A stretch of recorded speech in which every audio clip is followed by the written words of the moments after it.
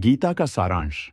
गीता एक प्राचीन भारतीय ग्रंथ है जो भगवद गीता के नाम से भी जाना जाता है। यह महाभारत के युद्ध के दौरान श्री कृष्ण द्वारा अर्जुन को दिए गए उपदेशों का संग्रह है। गीता जीवन के विभिन्न पहलुओं पर प्रकाश डालती है और हमें कर्म, कर्तव्य, मोक्ष और भक्ति के मार्ग पर चलने का उपदेश देती है। गीता के कुछ प्रमुख सारांश। कर्मयोग। गीता हमें निष्काम कर्म करने का उपदेश देती है, यानी बिना किसी फल की इच्छा के अपना कर्तव्य निभाना। कर्मयोग के अनुसार कर्म ही हमारा सबसे बड़ा धर्म है और हमें अपने कर्मों के प्रति समर्पित रहना चाहिए। ज्ञान योग। गीता ज्ञान के महत्व पर जोर देती है।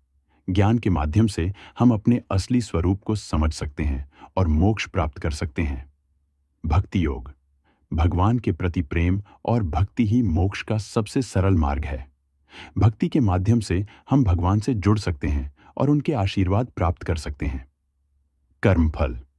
गीता हमें कर्म फल के बारे में बताती है कि हमारे कर्मों का फल हमें अवश्य मिलता है। हमें अच्छे कर्म करने चाहिए ताकि हमें सुखद फल मिले।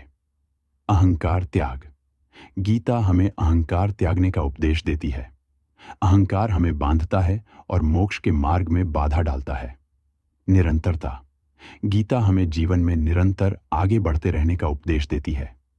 हमें कभी हार नहीं माननी चाहिए और अपने लक्ष्य की ओर बढ़ते रहना चाहिए। गीता का संदेश। गीता का संदेश बहुत ही सरल और सार्वभौमिक है।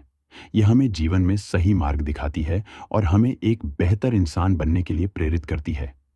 गीता के उपदेशों को अपनाकर हम एक सुखी और संतुष्ट जीवन जी सकते हैं।